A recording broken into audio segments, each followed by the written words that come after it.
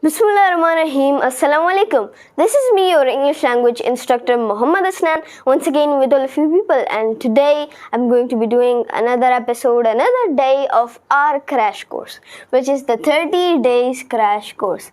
Well, we have come a long way, and personally this course is becoming too heavy nowadays, and we are going to get to the advanced part from the beginners to the advanced section.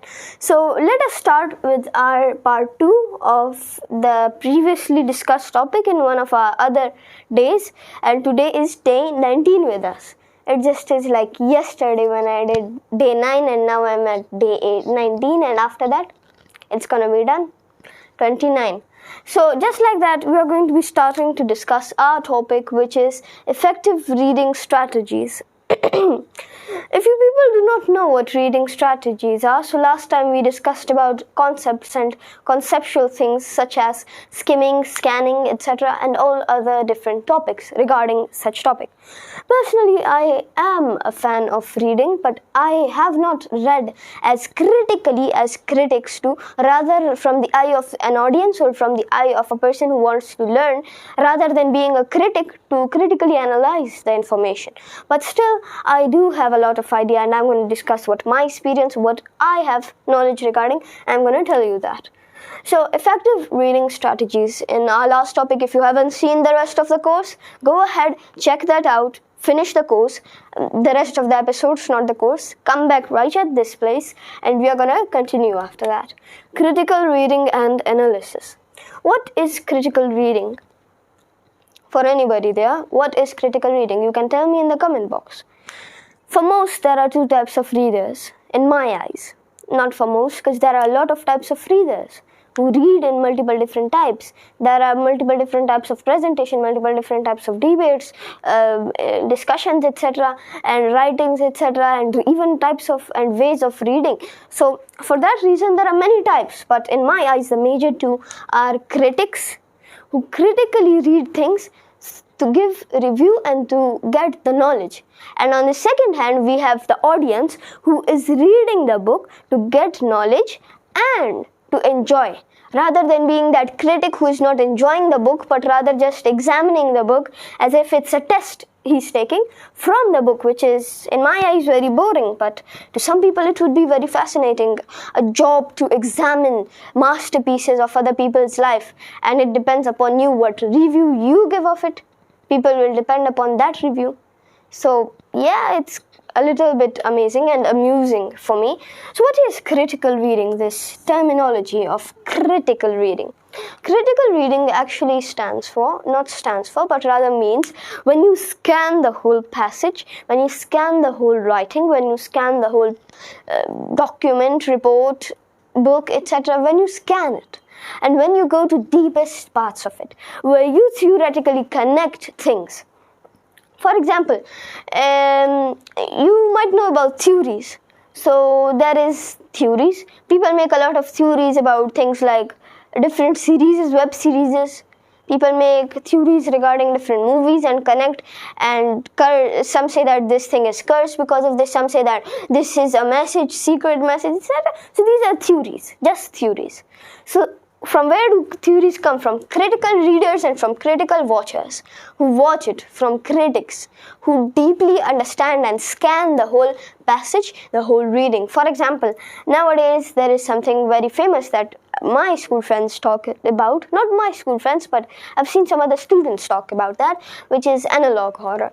Well, I'm not personally a fan of such things, but for example, that would be the greatest way of symbolization and of secret messages. So if there is any symbol, anything is being symbolized there, or there is a secret passage or message, that is found out by critical readers and critical watchers.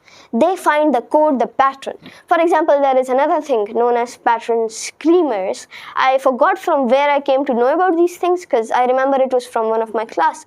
It was regarding something I do not remember appropriately that what this pattern schemer terminology came from, but it is a kind of pattern or a kind of message that is given you in keywords or in symbolization. A message given to you. For example, there are when a person is giving, for example, a 911 call in America, for example. So there were such pattern schemers that were ordering things like, for example, there was pizza.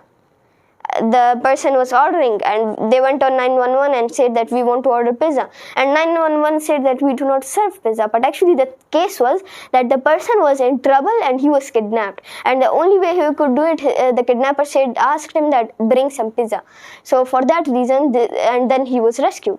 So this is one way of pattern screaming. So that's what we call critical reading, critically analyzing. Now what is analyzing? Analyzing can have two meanings. One is physical analyzation and one is mental, or one is the pattern, or one is the whatever you want to call it. For example, spatial analyzation is one thing, and then mental analyzation or pattern or symbolical analyzation is different. For example, most of you might not know about this, but there is, for example, a lot of hazards. Spatial hazards, time hazards, reality distortions, etc. All these things. So what are these things? These are kind of like analyzations, but on a different level. So spatial hazards, etc. Just like spatial hazards, which mean something that is out of the ordinary and makes your physical state distorted. Like for example, there are chemicals that are spatial hazards for human beings, because if you use those chemicals, your body will be mutilated and you're going to turn into a mutant. So for that reason, those are known as spatial hazards, because they mess with your spatial body and spatial shape. So that is one analyzing. So just like that, when you analyze something spatially in their physical form, in their spatial form, something that is spatial has two meanings, related to space or either related to physical form. So either because of physical form, but what we are talking about is reading. So reading analyzation is when you analyze the connections between different points, when you analyze what the reader, what's the goal of the writer, what does he want to promote, लिखने वाले का क्या idea है, वो कहना क्या चाहता है, what is the tone of it, what is the understanding of it, what is the meaning of what he's trying to symbolically emphasize here, वो दबे अल्फाज के अंदर क्या कहना चाहता है. That is the work of an analyzer. और वो लोग जो कि analyzation कर सकते हैं, which is not a easy job. ये हर कोई दूसरी गली के अंदर कोई आदमी अपने आप को analyzer या analyze करने वाला नहीं बोल सकता. So analysis is very hard to do. It takes time, just like observation, because observation takes a lot of mental strength to observe subjects. For example, actually the concept of observation, we have ruined it partially, because there are two types of observations. One is the observation of personalities, and that observation is done by observers, critical observers, for such type of people. For example, for celebrities, if they have a scandal, so such observers observe them either because of their behavior. They then either see them or either follow them and find out what's happening behind the curtains. So this is a type of observer. And the second one, the original observer, is scientific observer. When, for example, you are testing or you are having some kind of chemical reactions. So the chemical reaction, you stay there and observe that chemical reaction, that what the chemical reaction is doing currently. So after you observe that, you write it down. That is what known as observation. So just like that, there is analyzing, there is observing, and there are many more terms that are connected, partially not to us, but still we are able to do it. Identifying author's purpose and tone. As I said before, you need to know what the author's purpose is. वो कहना क्या चाहता है?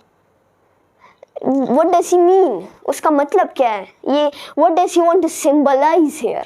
वो क्या symbol देना चाहता है? What theory is he implementing here? What way is he implementing here? What scientific, theoretical, poetic, literature ism is he theoretically implying here? Because there are a lot of isms in literature. So what is he telling? And by reading, we do not mean language reading, because language reading is way more different than literature meaning.